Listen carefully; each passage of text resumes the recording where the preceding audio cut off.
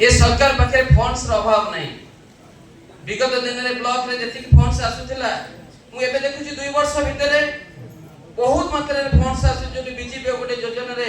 3 phase को पड़िलानी एवं sufficient fund प्रति पंचायत को मिनिमम 20 ରୁ 30 लाख गोटे थर फेज रे आसीले पाखा पाखी आज दिन रे 50 60 70 लाख आसी जे आगु मध्ये आसीबो। तेनु फंड्स रो अभाव नहीं किंतु गोटे कथा होउची मु कहिबी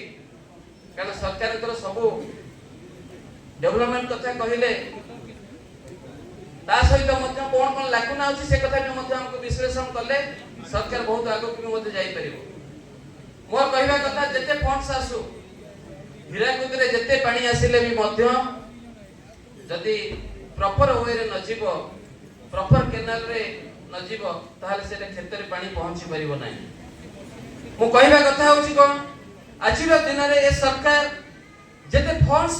प्रोवाइड करूछंती एवं जते सब योजना करूछंती निश्चित रूपे जदि से ग्राउंड लेवल रे इम्प्लीमेंटेशन हेई पारंता सक्सेसफुली ताहाले निश्चित रूपे ए समाज आगो को जानता ए देश